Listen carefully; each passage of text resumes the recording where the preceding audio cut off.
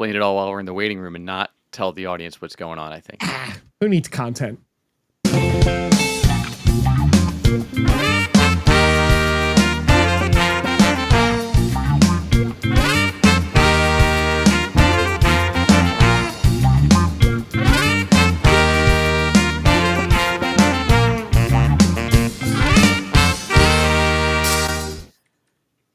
Hey, welcome to another edition of the Geek Spot News with, nope, not wrong way, with Frank and Jack, There you go.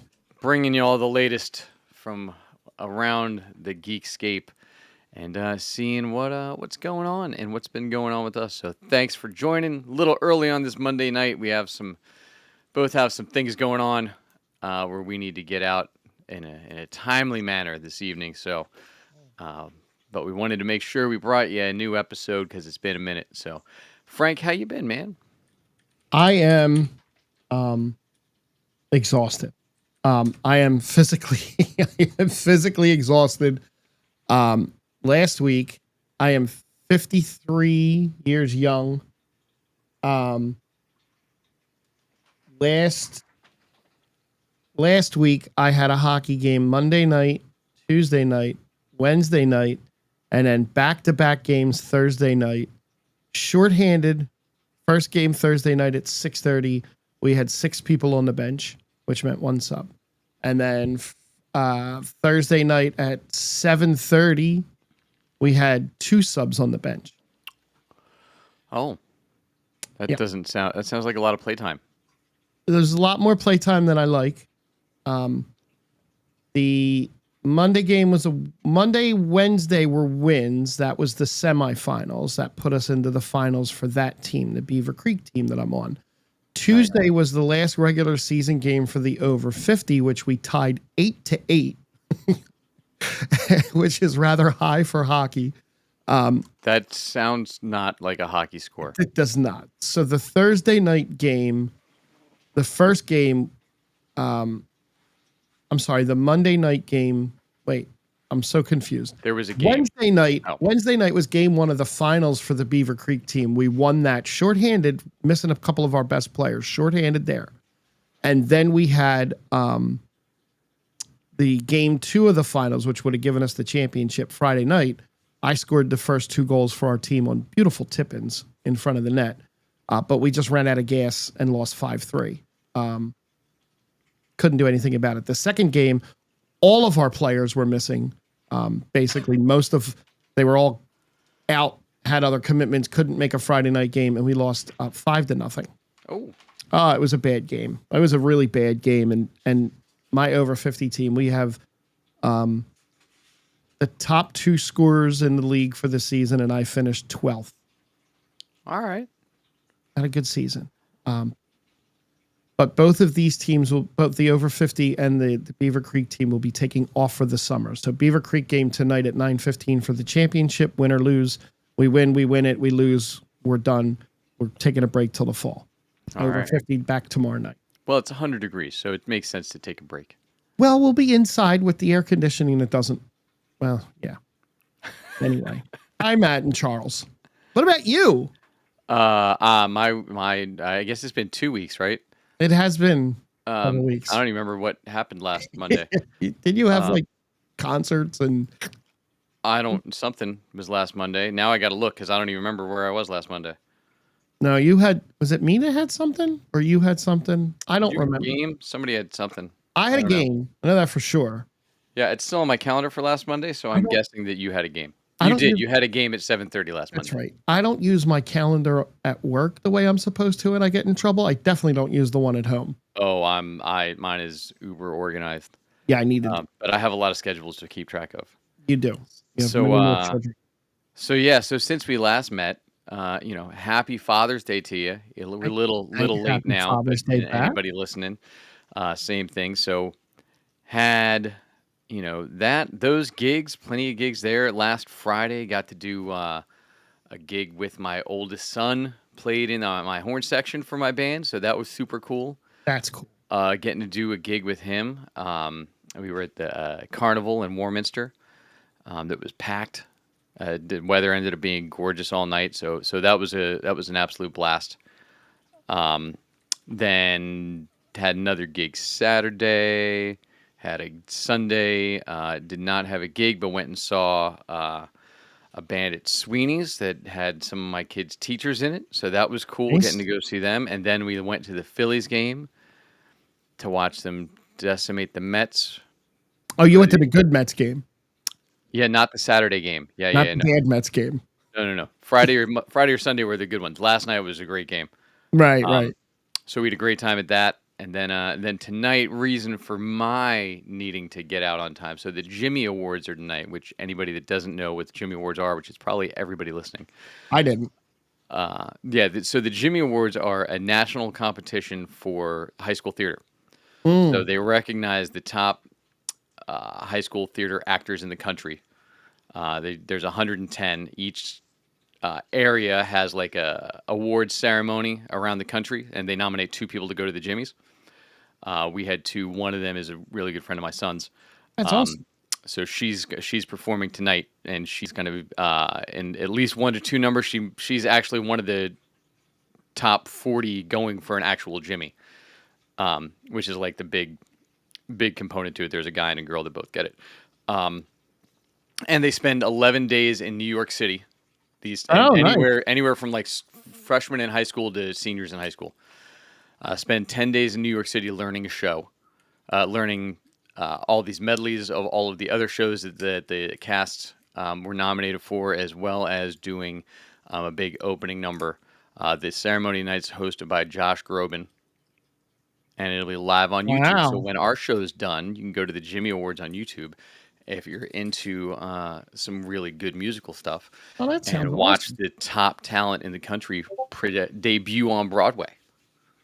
That's really badass, actually. Yeah, so pretty cool stuff. I was at the Philadelphia Independence Awards a couple of weeks ago because my son's show is up for a whole bunch of them. So, and his friend that is nominated was one of the leads in that show.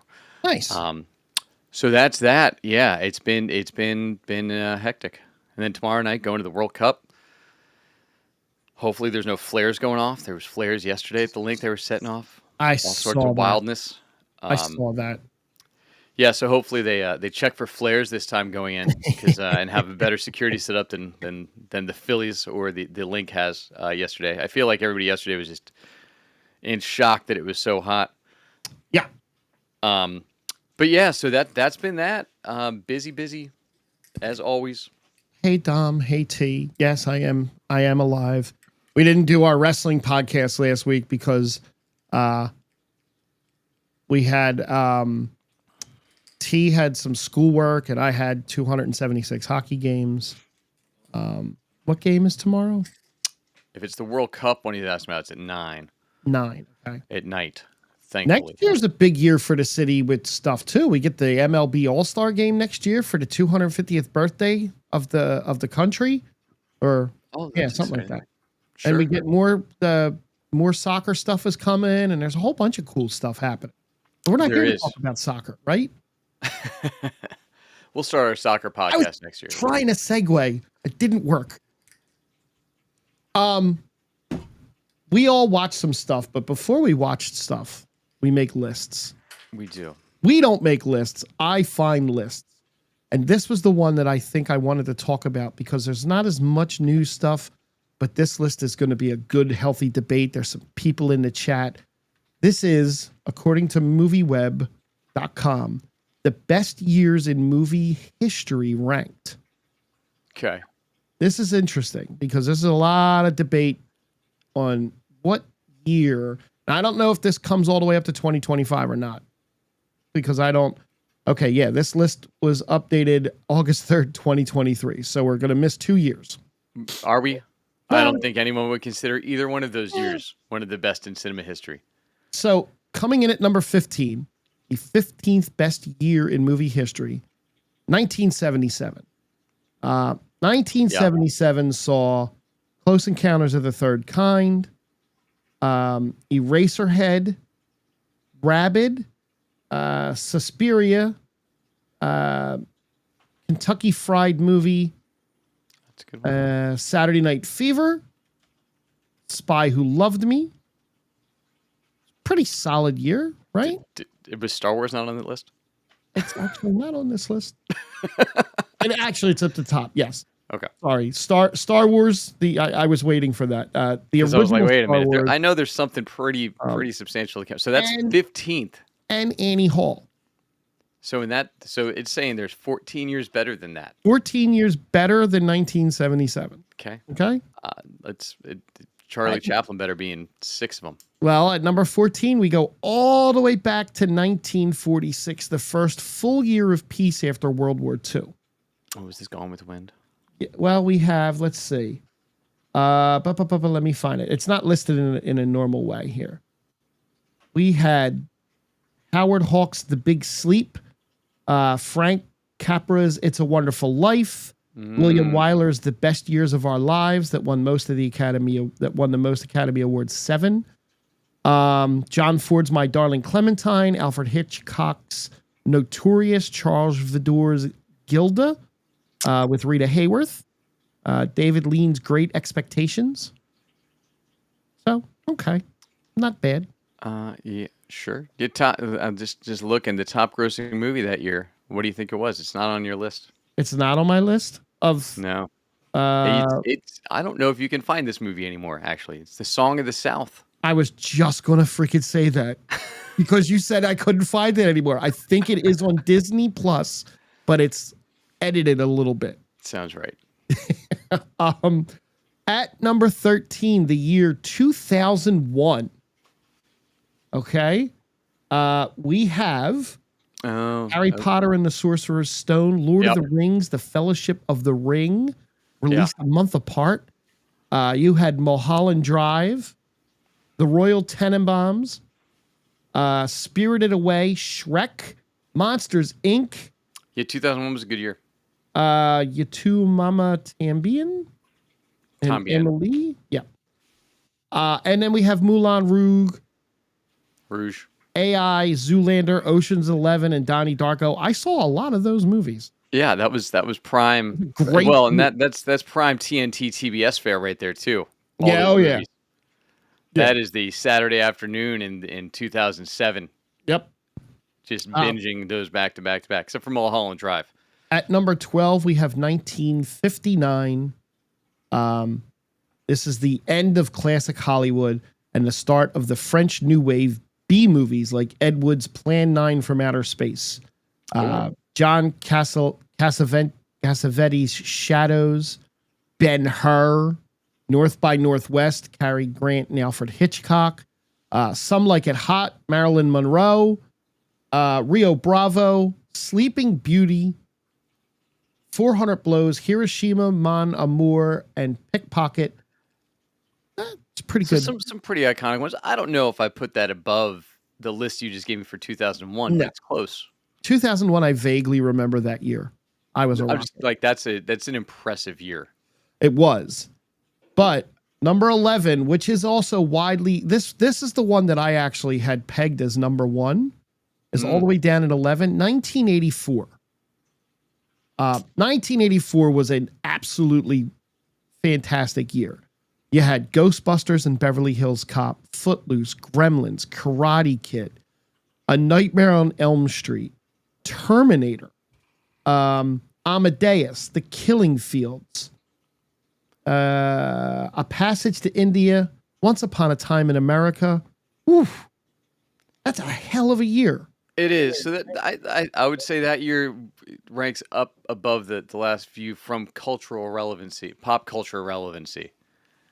Yeah, all the way down at number 11. And I think sequels spawned. A lot of stuff spawned out of that.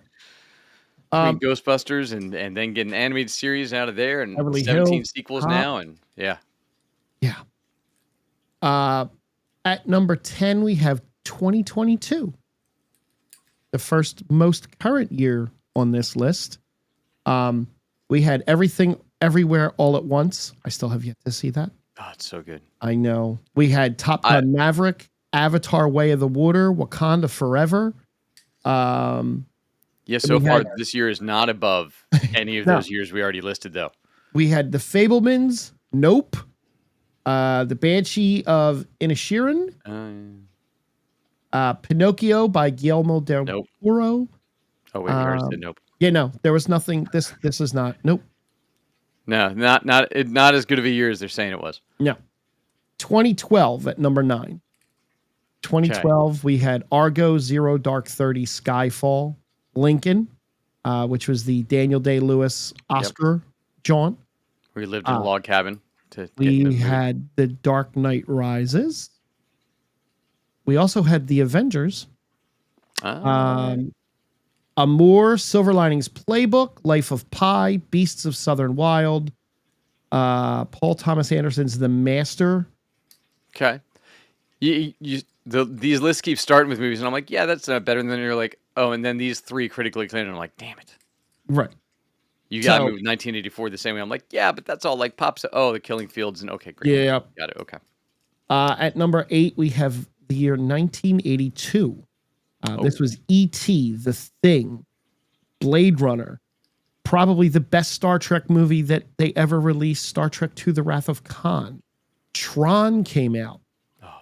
Then we have Poltergeist, Fast Times at Ridgemont High, Rocky 3, where Rocky beat Russia out of the Cold War, An Officer and a Gentleman, Tootsie, and the Best Picture winner, Gandhi. That's a great year. That is that's. I was and you got me at the end again. I was like, yeah, but that's all like pop fluff, and then you're like Gandhi. I'm like, damn it. And no, Jack, I'm sorry. No, Dom, I do not watch The Office 1,000 times a day. Now I put Big Bang Theory on repeat on MTV for now. Rocky 3 also was Hulk Hogan and Mr. T. That's true. Not even on Drago. Rocky 3 was... Oh, that was Rocky 4. I apologize. Yeah. I apologize. That's my bad. My bad. That was Clubber Lang. At number 7, we have 1989, where we have The Little Mermaid. We have When Harry Met Sally and Say Anything. We have Steven Spielberg's Indiana Jones and the Last Crusade, which should have been The Last Crusade, but it wasn't, unfortunately. It was in my mind. It's okay. Tim Burton's Batman. Crimes and Misdemeanors, Steven Soderbergh's debut film Sex Lives and Videotape, Glory, Dead Poets Society, My Left Foot, and Do the Right Thing. And we're saying there's how many years above this? 6 still? Still, yeah. Wow. Coming in at number 6. Yeah, I don't disagree with any of those movies on that list as being in the top, but I can't imagine there's that many years better than that. Listen, Dom, I'm reading a chat going on and on about war right now. So that's where my head was at when I said Rocky 3 and war, okay? At number 6, we have 1994. The Lion King, Forrest Gump, The Professional, True Lies, Speed, and Leon the Professional. 1984 was the year of Jim Carrey, Dumb and Dumber, Ace Ventura, Pet Detective, and The Mask. 4 Weddings and a Funeral, Ed Wood, and Natural Born Killers are some of the highlights. Yeah, no. That year is not better than like 3 or 4 of the years we already listed, though. I agree. Like, doesn't beat 84, definitely doesn't beat 2001. Nope. I agree. Good ones in there, but not at that level. Like, so Kate remembers 89 better than she does some of the other ones. Kindergarten was her prime time for movies. That's the truth. That's what you do in kindergarten. Number 5, top 5 here. 1967. We get Bonnie and Clyde. We get The Graduate. We get In the Heat of the Night. Cool Hand Luke, Wait Until Dark. Closely Watched Trains. Bella de Jour, The Young Girls of Rochefort. I don't think this is better than any of the others. Nah, a couple of those first ones. Cool Hand Luke, like some of those are like the seminal films that kind of guided the right. And I understand In the Heat of the Night was where Sidney Poitier yelled, they call me Mr. Tibbs, and I get it. Number 4, 1975. This is a good year for movies. We had One Flew Over the Cuckoo's Nest, Barry Lyndon, Dog Day Afternoon, Jaws, Nashville, Picnic at Hanging Rock, Seven Beauties, uh, So far, I've heard of like Rocky 3 of these Horror movies. Picture Show, Oh, all right. Monty Python and the Holy Grail. I Oh, still well, yeah. don't think, but yeah, but I still don't think it's better than 84 or even 2001. Really? I don't think better than 2000. 2001 is way too low on this list. Yeah. But I would put this up there with 84 Okay. because you don't get any of that stuff in 84 without Monty Python. Right, and I get that. At And number the Holy 3, Grail still holds up. I don't know when the last time you watched it was, but oh my god, it's been a while, but I see Oh, clips still, and it's hilarious. Spinal Tap 2 coming soon. Oh. At number 3, we have the year 2007, where we had No Country for Old Men and There Will Be Blood, the assassination of Jesse James by the coward Robert Ford. We had Zodiac, Sweeney Todd, the Demon Barber of Fleet Street, which you'll get a little taste of that in The Office coming up. No, I got that a while ago. Did you? I think so. No. Yes. It all blurs. There's one Oh, where yeah. Andy That's right. It all blurs. We had Into the Wild, Atonement, excuse me, Atonement's good. Juno, Hot Fudge, Knocked Up, Superbad, and Walk Hard, the Dewey Cox Story. Hot Fudge or Hot Fuzz? Hot Fuzz. Hot Fudge. We had animated Persepolis, Ratatouille, The Simpsons movie, Oh god, that was so bad. and then one of my absolute favorite movies from this year, Across the Universe, which was the Beatles. The Beatles don't. Yes. And The Bourne Ultimatum and Enchanted. Okay. Still not better. Good. Look, the No Country for Old Men and Let There Be Blood, those were both pretty impressive. Superbad was a staple. Yeah, there's some good stuff in 07. Number 2. I don't have a problem with this at the moment. 1999. 1999, we got Toy Story 2. Oh, We got The Matrix. We got the Blair Witch Project. We got Sixth Sense. We got Iron Giant, American Beauty, The Talented Mr. Ripley, Being John Malkovich, Magnolia, The Insider, The Green Mile, and Office Space. Solid year. Yep. Better than 84, I think, maybe. Yeah, I mean, there's look, the Blair Witch Project by itself crafted or set up what horror movies were going to be like for the next 26 years. And The Sixth Sense, I mean, yeah, same thing, right? Like that was that new generation that all grew up watching all of those movies from 84 and from 77 on repeat, you know. And then the number 1. Let's see if it's the chat thinks it's going to be 94. It is not 94. 94 doesn't even make it into this list. 1939 is the number 1 year to be considered by most to be the best in movie history. We get Gone with the Wind. We get The Wizard of Oz. James Stewart in Mr. Smith Goes to Washington. Greta Garbo in Ninotchka. Betty Davis in Dark Victory. Stagecoach. Gunga Din. I mean, don't get me wrong. There's really good movies there, but to not have 94 on here at all is crazy. Look, maybe they think it's 16. maybe I mean, number 16 on the list is that year. The movies were, well, wait, 90. We did 94, right? It was 94. No, we didn't do 94. Why is this telling me 94 had Lion King, Speed, Interview with a Vampire. Oh, those were in 94. Stargate was in 94. Clear and Present Danger. Maverick. Maverick was a fun movie. I loved Maverick. I loved Maverick too. Beverly Hills Cop 2, 4 Weddings and a Funeral. Yeah, no, 94 is way better. Yeah. Yeah. And as the chat mentioned, Clerks and Pulp Fiction were 94. I didn't even get down to Clerks, but yeah. So, yeah. So the list is trash. It's fun, but yeah, look, there was some stuff that I didn't realize when it came out. So you know, and especially 2001, I forgot that all of those movies came out right then. That was an impressive year. I know a handful of people that say Pulp Fiction's overrated. Well, they're dumb. No, they are. I saw that 3 times in the theater. I didn't used to go to the theater for That was back when, theater movies were what, $5? I don't remember. I think I $8 saw that maybe? in between Passenger 57 Jeez. and what was the other one? What another great movie. The parachute movie with him too. Cliffhanger? No, Oh. Drop Zone, Yes. Drop which was a Zone. '94 Wow. film. Wow, look at me. Wow. There it is. T is in the Pulp Fiction is overrated group. I knew there was somebody here. Uh, Drop Look, having Zone. seen the rest of Tarantino's work and then seeing Pulp Fiction doesn't. If you didn't see it when it came out, doesn't hold up as well as groundbreaking it was when it was released because it's been done to death Right. in so many other formats now.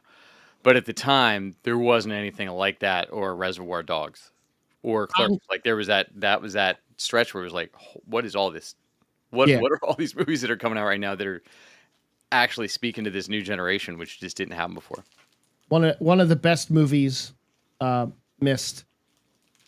Money Train, Money Talks, Die Hard with a Vengeance, all released. I'm sorry, Money Train was 1995. The others were not. Money Train was the one I was thinking of. Oh, with Woody, the the, Yes. the follow up to.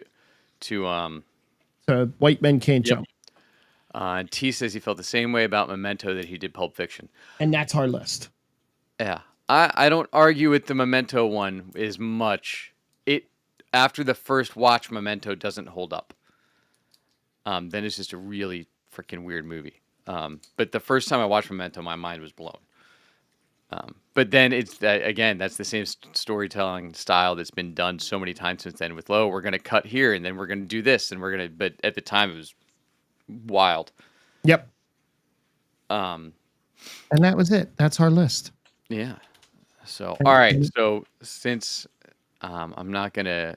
I'm gonna knock out The Office real quick because I only watched 2 episodes because I watched a bunch of movies instead the last week and a half, 2 weeks. So we got through. So and I didn't ask you this before, No. Frank, about so where do you sit on I can't even remember his name now. Will Ferrell's as a boss when he was on I the show. disliked Will Ferrell because he just didn't fit the style of the show. It was not my favorite. It was not my favorite moment. I didn't like him at all. I am incredibly thrilled with the boss that comes after him as a whole. Got it. Well, we're there. We're in, We are. Do you mean? We're there. I don't know which boss you mean though, because there's at least 2 right now. Well, I am a bigger fan of Robert California as a whole because I'm a big James Spader guy. So Got it. he could read the phone book and make it interesting. That's true. It's true. So we get. By the way, the other admin is now just written off the show. Nobody mentioned it, but she's written off the show. Who? Exactly. The other Jordana or whatever her name was. Yes. They brought in for like a minute. Yes. Didn't work. Yeah. No. So she's gone. Mhm. Suddenly. Kevin's doing this stupid not talking smart thing to save time. Like there was a lot of writing in these episodes to like burn through episodes to get to their Which 22 episode? count. Which episode was this now? This was the incentive. Okay. That Toby actually wrote this episode. Yeah. Did he? Yeah. Paul Lieberstein wrote this episode. So they introduced the Saber tablet, which I remember when tablets became all the rage, like right around this time. Andy calling Oscar C-SPAN was amazing. Yeah. That was really the highlight of the whole episode. But then Robert, they do a bunch of sales stuff that doesn't make sense. Like they want to double quarter-over-quarter growth, which was only 4%, so make it 8%. But they're talking like they have to double their entire business portfolio, and I'm like, that's not what you have to. You got to sell like 6 more things. Right. They didn't take it that way. Yeah, no.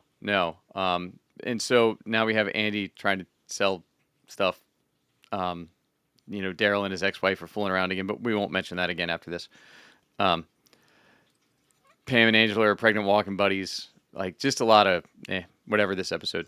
Right. Then Andy decides to do his sales incentive program to get them all to sell more.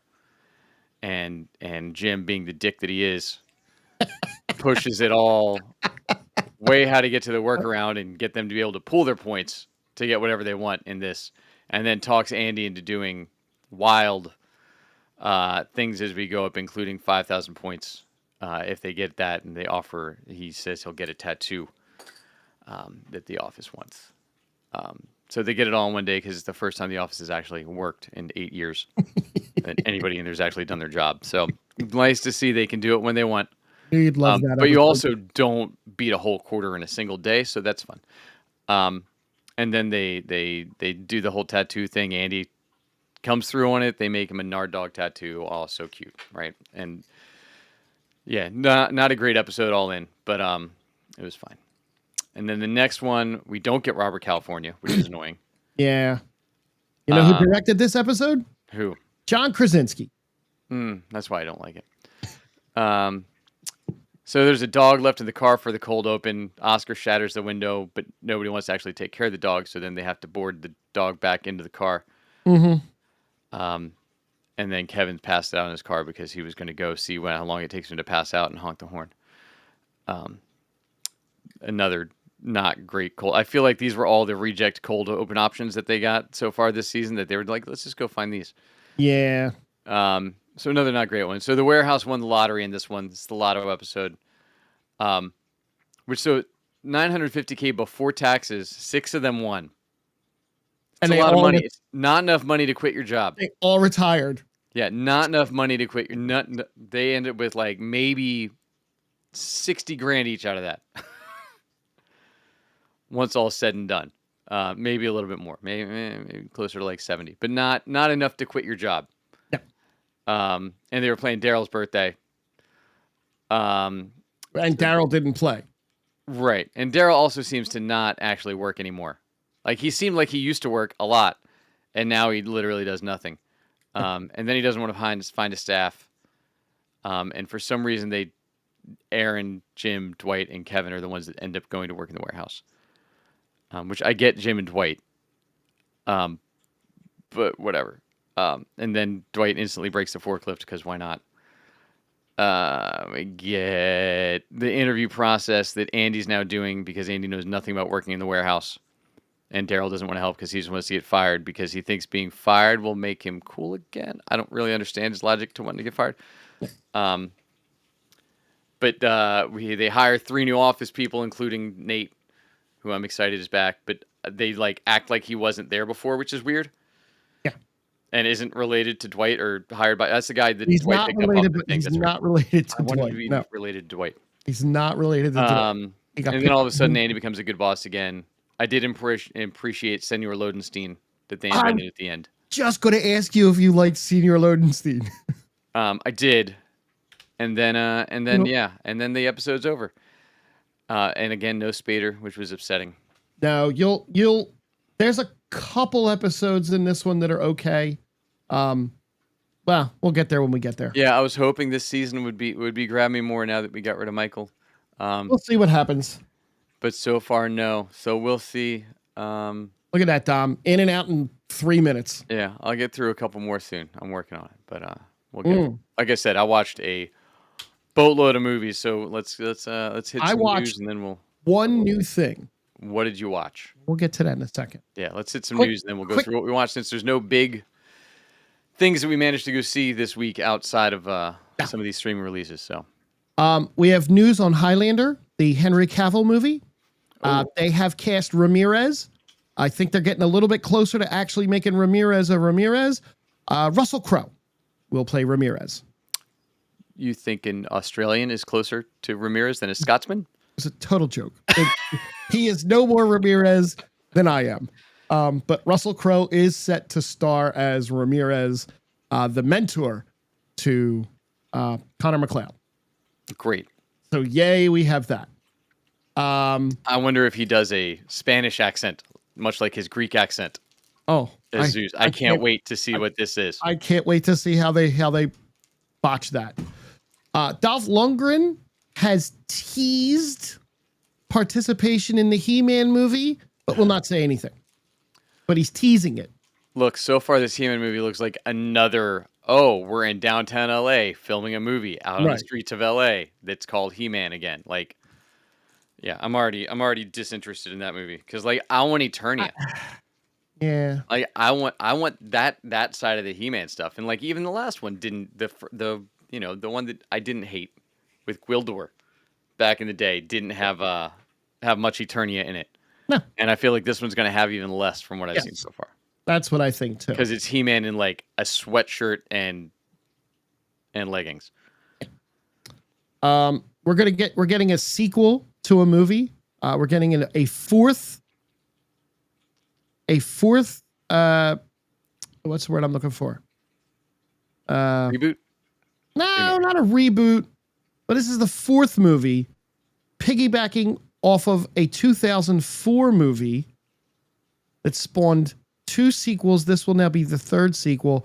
Harold and Kumar 4 is confirmed 14 years after the original, with the franchise creators returning to write and direct, as well as the original stars of the show.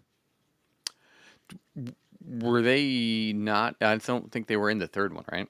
I don't remember. The No, first one, Guantanamo Bay. yeah, that's not the third one. No? The Oh, they third did the one Christmas was, one. oh God, there's already been five. Oh. I mean, I'm here for it because I love these goofy ass movies. So we had Harold and Kumar go to White Castle, which was good. Yeah. Then there was the Escape from Guantanamo Bay. Right. There was also Harold and Kumar go to Amsterdam that year. Yeah. There was a very Harold and Kumar Christmas. Yes. That was great. That I guess was the third one. Sure. Yeah. See the 3D. You know. Yeah, look, I like both those guys. John Cho was just I believe he was just on Poker Face. He was Okay. fantastic on Poker Face 2 weeks ago. We do have another actual real sequel.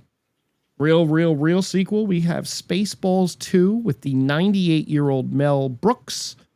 Bill and Lewis Pullman. Rick Moranis is coming out of retirement for this one. I think this is going to be fun. I agree. I don't know which direction they go with it. I feel like get Josh Gad, I think, is probably going to end up being Barf's son. Barf. Yeah. Because I think you have it all hand off, right, to the next generation. If you're doing Lewis Pullman and Bill Pullman, you have it hand off to instead of Lone Star, like 1 star or no star or 2 star or something. I'm in for it. I want to be totally in for it, but I'm concerned because Josh Gad botched History of the World so badly. Yeah, I think I made it 2 episodes in, and that was one of my favorite movies of that time. Agreed. Like I made it through I didn't even finish the first episode of that. So I'm a little concerned about where we end up. But we'll see what happens. So we have Bill Pullman, Daphne Zuniga, and Rick Moranis officially confirmed. I love it. Lewis Pullman, at the writing of this article, was in talks, but I'm pretty sure he's Unless he's filming all the Avengers movies, you know. John Candy and Joan Rivers both passed away. Josh Gad is starring with Mel Brooks, so yay. And I think Tiffany, I want to see Tiffany Haddish is in it. Oh, the guy that played, I'm pretty sure the guy that played, what the heck is his name? Hold on. Oh, I wonder if he's going to be Colonel Sanders? No. Oh. Maybe him, Tim Russ. Tim Russ is the guy that when they were combing the desert, he was the guy with the pit. Oh, yeah. I heard he was talking about it. Found shit. That's Tim Joan Russ. Cusack? Yeah? Is Jim J. Bullock still alive? I don't know if he's still alive. Because I forgot he was Prince Valium. Tim Russ, who And went Keke on to play Palmer, Tuvok. who else has been confirmed? Which I bet she is the new. He's 70 years old. Jim All J. right. Bullock is alive. Let's do it. I mean, why not? Right? Yeah, I don't think they're. I don't think he's still I think alive. he's alive. Unless Oh, I apologize. He was 70 years. Wait, is he alive? Hold on. Hang on a second. Hang on a second. I think I'm he really is. good with stuff tonight. I believe Jim J. Yes, Bullock is still alive. he is alive. He's 70 years old. He lives in Casper. Or no, he was born in Casper, Wyoming. He was at the Hollywood Bowl in Kinky Boots 3 years ago. No, there you go. Let's do it. That'd be awesome. Oh, that'd be great. They could just have him there asleep. Yeah, he just stopped doing things that were known to the public, is where it seems like. So Jim J. Bullock definitely did not go to high school with me, Matt. Same year though. Real quick DC points before we go to your movies. We have confirmation that Clayface is going to be an R-rated horror movie set in the DCU. great. It's also supposed to come out in like a year.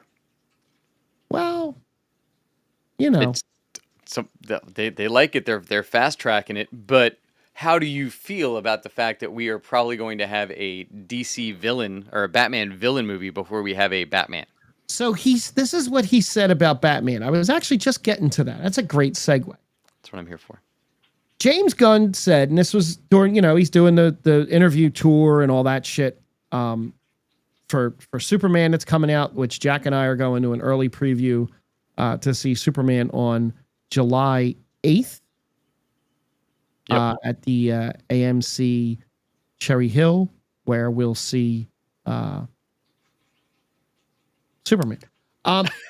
James Gunn said Batman has to have a reason for existing, right? So Batman can't just be, oh, we're making a Batman movie because Batman's the biggest character in all of Warner Brothers, which he is.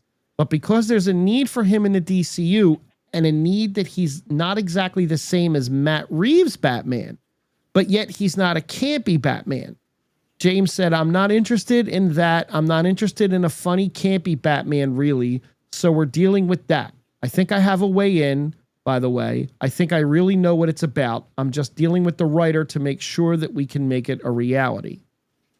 So it doesn't sound like he wants Matt Reeves' Batman in his universe, which I'm fine with. I think that Batman's a little too dark for what Gunn is going for.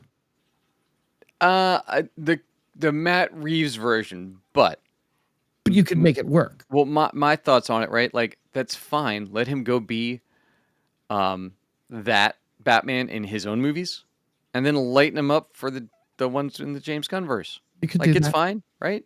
Yeah. The guy that cast as Clayface, I have no idea who this guy is. Neither do I. I don't think I've seen anything he's done. I'm not worried about a Clayface movie myself either. I have no. And one thing he said that I was really enthused about his universe is that when you go see Supergirl, you do not have to have seen Superman to understand Supergirl. I think that's the problem that Marvel got into, where you have to see 43 TV shows to understand what the next movie is going to be. And that Thunderbolts specifically. People don't want to do that. People don't want to watch 27 TV shows to go see one movie. And that's the one thing that I think is good about one of the things. I'm actually really excited for his universe. He also said that superheroes have been around in his universe for 300 years and that DC cities aren't taking the place of real cities. Gotham isn't going to be San Francisco or Seattle. It's Gotham. And the cities that are in the DC universe are going to be the cities in the DC universe, not stand-ins for other locales, which I think is good. Sure. So his universe is not set on our Earth for the most part. Well, yeah, but none of them have ever been. No, but the Avengers do that where they right, but that's Marvel's always been that. Marvel's always been a New York comic book because Stan Lee wrote about what he knew and where he grew up and wanted to draw on those readers. So like that's always been the nice part about Marvel versus DC is Marvel uses all real world spots except for Latveria, but besides that, we're there. So yeah, look, the Clayface movie, if it is about Boris, Gotham is not Chicago in James Gunn's universe. Well, in DC. Well, in James Gunn's DC. Yeah. In Snyder's DC, Gotham and Metropolis were across the bay from each other. Right. Right. Well, and in Smallville they were not far. No. No. Um, So but yeah, so look, if they do like the original Clayface, because there's been so many Clayfaces, and I think we've talked about this before, right? But there's been yeah. 4 or 5 different Clayfaces in the comic books, at least. The original one is like a Boris Karloff horror actor Right. who gets disfigured and is just a serial killer. Like that could be cool. And then you got the second one, which is the one that everybody knows, that's the big mud and clay and all that kind of stuff, which is probably where we go. But we've already met that character in Creature Commandos. Correct. And that character is supposed to cross over. What was in the animated is So gonna I don't know that we get that one, maybe not. is what I'm saying. And then there was a third Clayface who like his body was melting and he had to wear this suit, but he had like an acid touch. And Yep. then the fourth one was a woman who had similar powers to the big muddy guy that everybody knows. But yeah, you've had Clayface is Alan Tudyk and Harley Quinn for the last, I don't know, 5 seasons. You've had, I think Alan Tudyk might have voiced him in Creature Commandos too. He did. So He did. it's weird to then go cast a pretty boy as Clayface, because here's the thing, right? If you cast a guy that looks like this Tom Reese Harris does, you're not covering his face the whole movie. Well, right. So what's the point? Right, exactly. Right. Real fast before we go to your slew of what you watched, the one new thing that I watched, I started to watch The Residents. So this is an 8-episode Netflix show. Okay, this is kind of like a drama, mystery, comedy. I'm gonna read off a couple of the people that are starring in it. So it's a movie. Basically, it's set in the White House, but there are zero politics involved in this show. So there's no like, they don't even like try to like lean one way or the other. This is nothing to do with politics itself. Uzo Aduba stars in it. She's great. She's so good in it. Giancarlo Esposito, Molly Griggs, Ken Marino, Randall Park, Isaiah Whitlock Jr., Jason Lee, Bronson Pinchot's in it. Oh, jeez. Mary Wiseman, Al Franken, Eliza Coupe, Jane Curtin is in it. Kylie Minogue. This is such a deep cast. I'm like nitpicking as I go down, and there's still even more people that I don't even think have shown up in an episode that I've seen yet. They keep referencing Hugh Jackman, and because the Prime Minister of Australia is at a state dinner. Yeah. And so they keep referencing Hugh Jackman, and the camera keeps panning by this guy dancing with a bunch of people. It's supposed to be Hugh Jackman, and I don't know if it's him or not. 3 episodes in, I have no idea who the murderer is. Yeah. You know who the suspect is right away, who's dead as of now. A lot of flashbacks, a lot of going back over stuff. One of the episodes name was Dial M for Murder. One was Knives Out. Like they're really playing into this genre. It's an absolutely great show. It's nice. 8 50-minute episodes. It's really, really good. Sweet. And it's new, and I watched it on my own. What about you? I'll get there. So I did watch a couple older movies that came out. I finished The Old Man, by the way, season 2, which was definitely written to set up a season 3, which is a shame because it definitely got canceled. But solid, not as good as season 1, but overall, I thought season 2 was a solid entry, and did do some nice stuff to wrap everything up. But one of the stars of that, Aaliyah Shawkat, who's also from Arrested Development, was in the latest episode of Poker Face. Okay. With Awkwafina, and David Allen Greer were some of the guest stars in this episode. Just so good. There's one episode of Poker Face left. That should be your next watch when you want something that's like cool to watch. Yeah. So the principle of Poker Face is it's like Columbo and all those shows, but what they do is they show you who done it at the beginning of the show, and then you get to watch them get found out and watch how she finds it out, which is fun. The Predator Killers. I started that, Charles, and I just could not get interested in it at all because it was a Predator show and there wasn't a Predator in the first 20 minutes of the animated show. So they need to figure out how to put Predators in their Predator things, and then I'll be way more into those. But let us know what you thought of it. I didn't love it so far. Um, I watched. What else did we get to? Dead City's finale was last night. Walking Dead spinoff with Negan and Maggie.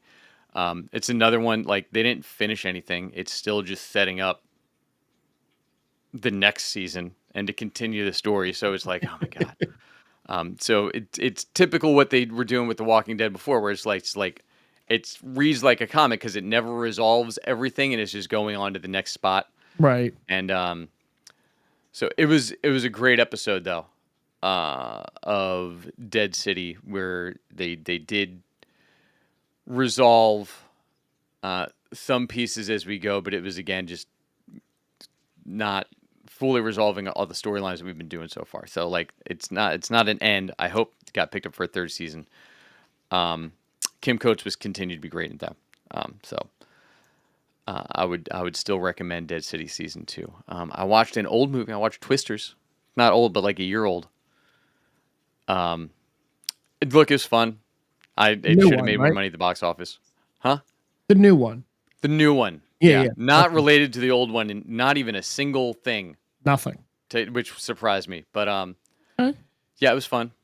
I'd watch it again if it was on. It's definitely on, as I used it earlier in the show, TNT or TBS on a Saturday afternoon. If it's on, I wouldn't turn it off. But Glenn Powell's he's Glenn Powell. He's always the same kind of charming character that he plays in there. So that was fun. I started Stick, which is the Owen Wilson show that people are comparing to Ted Lasso. Okay. I don't know why. No. It's not even in the same ballpark. It's like maybe like mid-season 3 of Ted Lasso. Yeah. Oh, okay. Mark Maron's great. It's got Owen Wilson. It's got Judy Greer, and then some upstart kid who looks like a teenage Andy Samberg kind of. Okay. Who it's Owen Wilson is like a washed up golfer, but like the premise is like sketchy because like he flipped out at a major one time and then retired from golf. I was like, that's not how golf works. Like you go back like the next week and you just go to the next tournament. Right. But maybe there's more to that story that they haven't shown in the show. I'm trying to stick through it. It's not great. It's like Happy Gilmore ish with the way that like the golf's being treated. Like this kid's phenomenal and he's so okay, great. But he's also a teenage boy who's kind of a brat, and maybe it'll get better. We'll see. I'm underwhelmed right now, but I've heard good things, so I'm gonna keep trying with it. I watched the Minecraft movie finally. That dropped on streaming this week. I did see that was on streaming, and I had no desire to click on it. Yeah, I made it through. Yeah. It was probably my least favorite movie of the 4 that I watched this week. Oh. Did you watch? Did your kids watch it?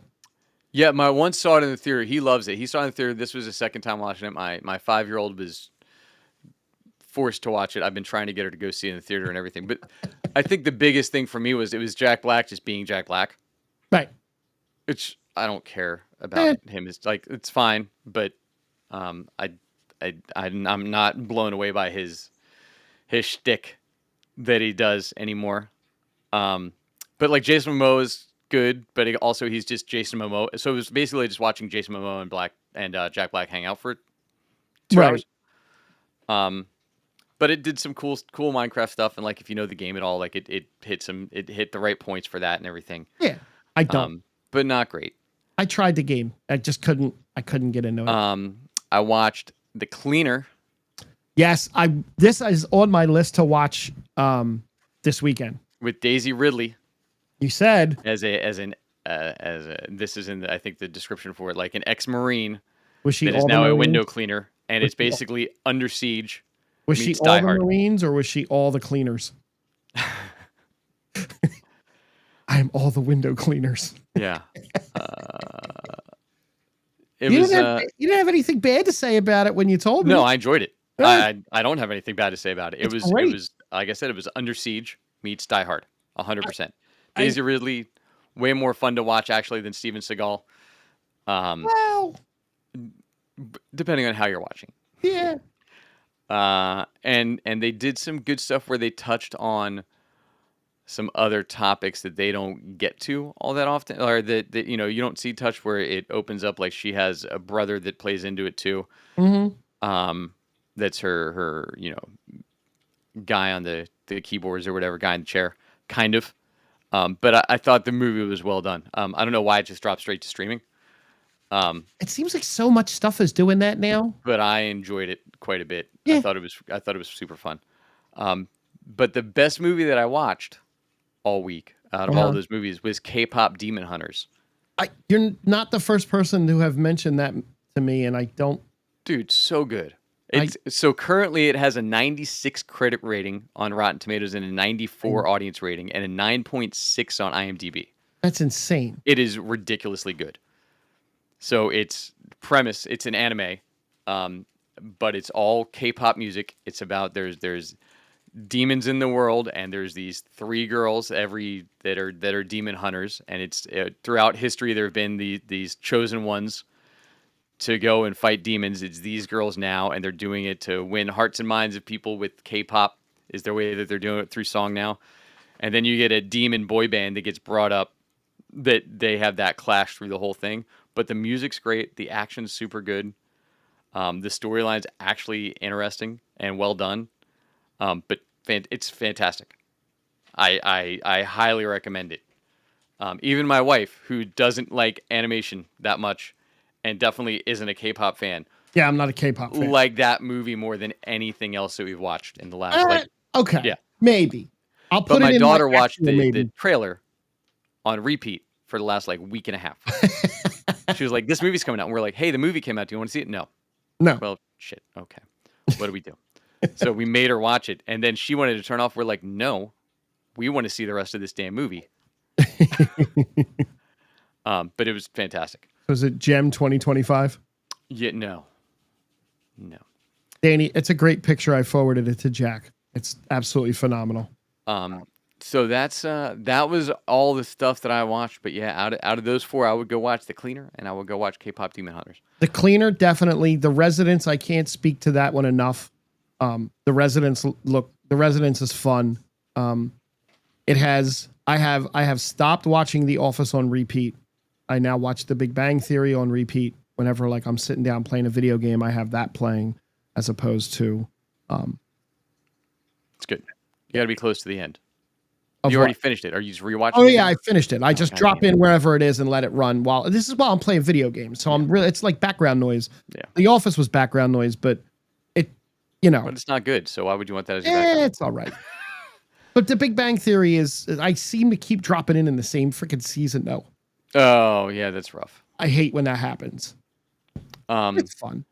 So anyway, like we said, we had the hard out tonight. So Hard I out. want to thank you all for catching the show, Yes. finding the Geek Spot with us. You can check me out, Jack Kid Music. I'm got a debut at Langhorne Brewery this Friday. I know where Private that Gig is. Saturday.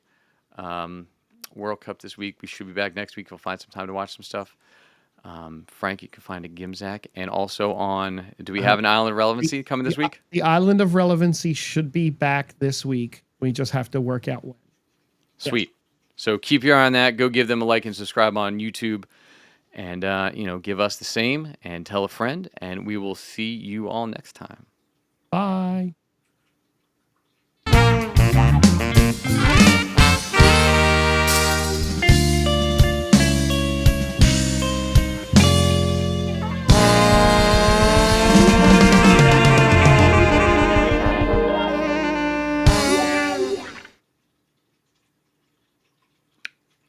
Can you hit end? I can't hit end.